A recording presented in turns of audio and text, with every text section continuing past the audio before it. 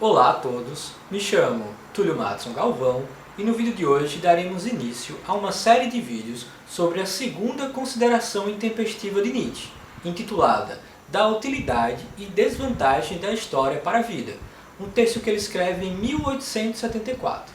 No vídeo de hoje vamos falar sobre o ahistórico e o supra-histórico, além do valor da história para a vida.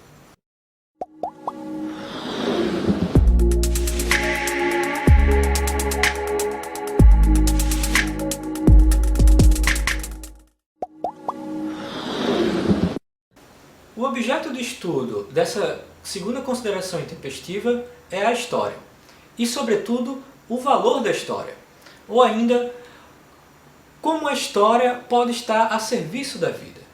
Como podemos nos voltar ao passado sem que esse retorno ao passado não seja um mero movimento erudito. Então ele vai começar com a citação do Goethe, que vai falar: de resto, me é odioso tudo o que simplesmente me instrui sem aumentar ou imediatamente vivificar a minha atividade. Ou seja, aquele tipo de conhecimento histórico que serve apenas para acumular um capital cultural, que serve apenas como um meio de se pavonear com conhecimentos históricos, né? Seria o caso do filisteu da cultura, que é aquele sujeito que vai estudar os fatos passados apenas como um modo de se destacar perante os demais em relação a esse conhecimento histórico, que era algo muito presente na formação, na Bildung alemã, na época, sobretudo com a influência do Hegel, que o Nietzsche vai criticar, né? Que encara a história como um processo. Então, nessa vez, ele classifica isso como uma doença histórica, né? Esse historicismo, que é o seguinte: eu vivo o presente e tenho vontade de viver o presente porque eu encaro a história como um processo, então eu sei de onde estamos vindo e sei para onde vamos. Então, em que medida esse hegelianismo nega a vida? Na medida em que não nos faz estar aberto para o novo, para a potência criativa de criar novas coisas. Porque encara todo acontecimento como sendo fruto de uma causalidade dialética advinda desse processo histórico. Então, esse determinismo histórico nos tolhe, nos impede de buscar o novo, prejudica a nossa capacidade criativa de nos inventarmos, porque encara os acontecimentos como resultados de uma causalidade histórica, de um processo histórico, como uma visão cristã, escatológica, sendo que no final, ao invés do paraíso, está o absoluto. Mas é a mesma visão. Por isso que ele vai falar que somente na medida em que a história serve à vida, queremos servi-la. E a história que serve à vida é quando nos voltamos ao passado para poder criar o novo. Daí que o remédio para esse historicismo é o que Nietzsche chama do ahistórico, que é a capacidade de nos esquecermos do passado para poder estarmos presentes. Ele vai dar o exemplo dos animais, né? E da felicidade que o ahistórico dá aos animais. Ele vai falar lá: o animal vive ahistoricamente. Ele passa pelo presente como um número, sem que reste uma estranha quebra. Ele não sabe se disfarçar, não esconde nada e aparece a todo momento plenamente como que é, ou seja, não pode ser outra coisa senão sincero. Só é capaz, então, de dissimular aquele que sabe o que aconteceu no passado e projeta um futuro. Então, o animal é feliz porque ele vê tudo pela primeira vez. Uma vaca pastando não se lembra do que fez antes e não projeta um futuro. Então, cada momento é um momento novo. Por isso, na visão dele, as vacas são felizes. E por isso que, se devemos buscar uma filosofia onde o único critério e o único valor seja a busca da felicidade, os cínicos, o Diógenes vivendo no barril e tentando viver o mais próximo possível dos animais, da natureza, seria a verdadeira filosofia da felicidade, porque teria essa capacidade do ahistórico. Pense nos tempos de hoje. Vivemos em plena epidemia e as pessoas estão sofrendo com isso. Por que as pessoas estão sofrendo por isso? Porque vemos o que aconteceu nos outros países e esperamos que isso também vá acontecer aqui. E isso nos causa sofrimento. Então, se tivéssemos essa capacidade histórica de não nos colocarmos dentro de uma história, dentro de um processo histórico, estaríamos felizes, porque não saberíamos o que nos aguarda e não saberíamos o que aconteceu, o perigo iminente. Portanto, do mesmo modo que há um valor no sentido histórico, também há um valor no ahistórico, nessa capacidade de esquecer o passado. Ele dá um exemplo de alguém que se apaixona. Imagina quando você está no meio de uma paixão fulminante. Parece que todo o seu passado, tudo que você viveu, todas as relações anteriores que você teve, você meio que esquece. E você passa a estar presente ali, naquele momento, naquela relação, com aquela pessoa. Isso é o ahistórico. E o ahistórico tem um valor porque nos permite estar presente. E mais, criar o futuro.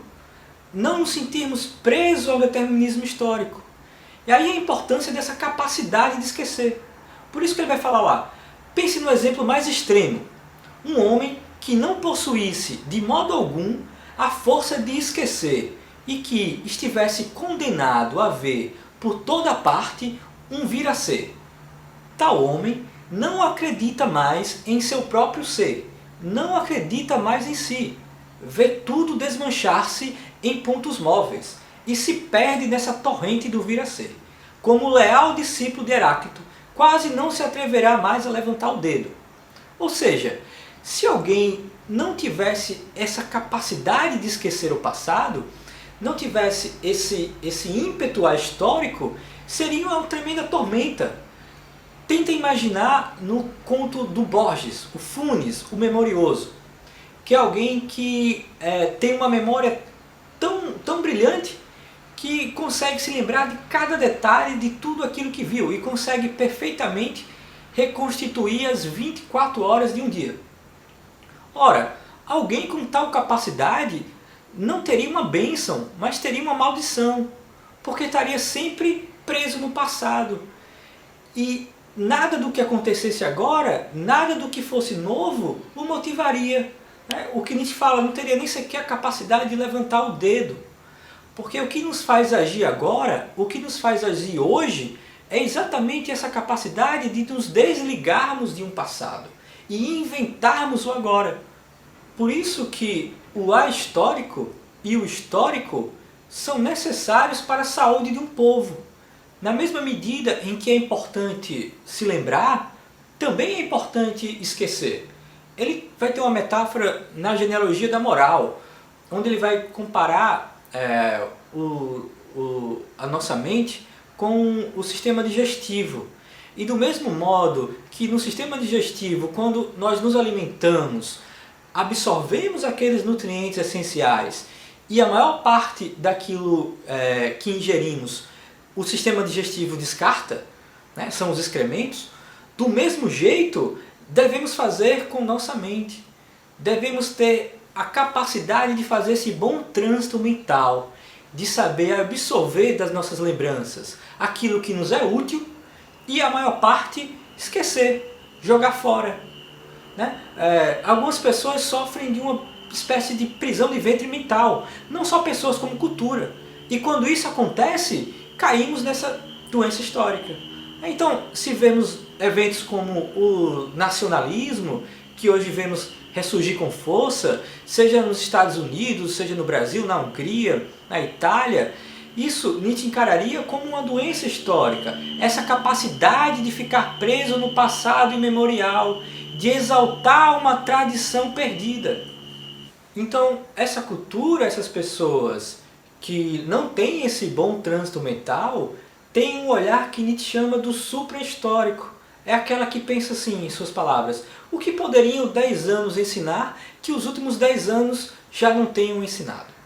É aquele ímpeto de só entender o presente se voltando ao passado. Então ele vai falar lá, nós o denominaremos os homens históricos, que são esses supra-históricos. O olhar para o passado os impele para o futuro. Acende a sua coragem para manter-se por mais tempo em vida. Inflama a esperança de que a justiça ainda está por vir, de que a felicidade está sentada por detrás da montanha para a qual estão se dirigindo. Estes homens históricos acreditam que o sentido da existência se iluminará no decorrer de um processo. Assim, apenas por isso, eles só olham para trás a fim de, em meio à consideração do processo até aqui, compreender o presente e aprender a desejar o futuro impetuosamente. Ou seja, esse olhar supra-histórico nega a vida na medida em que nos tira a autonomia de buscarmos o novo. Por isso que Nietzsche substituirá a visão histórica de Hegel pela dos gregos, que também se voltavam ao passado e, sobretudo, à tradição de outros povos, mas para poder criar um novo. E não para encarar a história como um processo linear. Partimos de tal ponto e vamos chegar a tal outro ponto.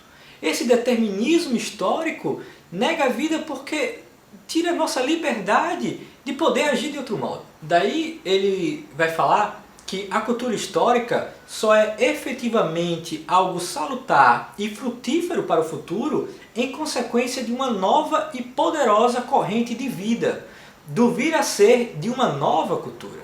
E aí ele vai seguir.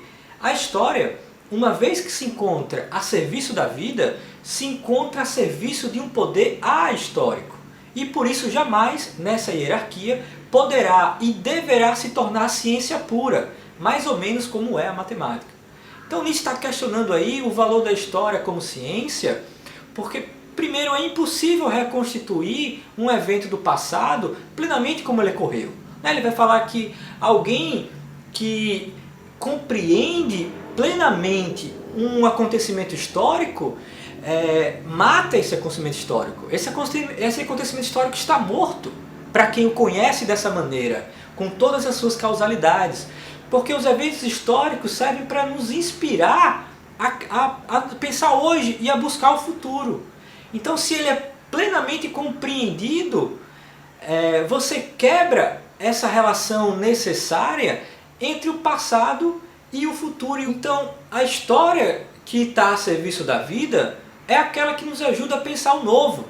Não faz sentido nos voltarmos aos acontecimentos históricos se não for para pensar o mundo hoje e buscar um novo mundo no futuro. O Nietzsche aqui, ele está pensando ainda dentro da filologia. Ele ainda era filólogo, professor na Universidade da Basileia. E ele está criticando esses filólogos de gabinete que se voltam aos acontecimentos históricos sem sobrepor a eles nenhum criticismo, que apenas encara esse processo filológico como mera erudição. A história, portanto, que serve à vida é a história que serve ao ahistórico, ou seja, é aquela história que serve ao homem de ação para que ele possa criar novos valores. Então aí ele vai dizer, esses homens ahistóricos até podem perder em conhecimento, em erudição, mas certamente vão ganhar em vida. Por isso ele vai defender que uma filologia do futuro é aquela que tenta analisar o passado para poder construir o novo, para poder pensar uma nova formação, que é o que Nietzsche faz com os gregos. Por hoje é isso, espero que tenham gostado e até mais.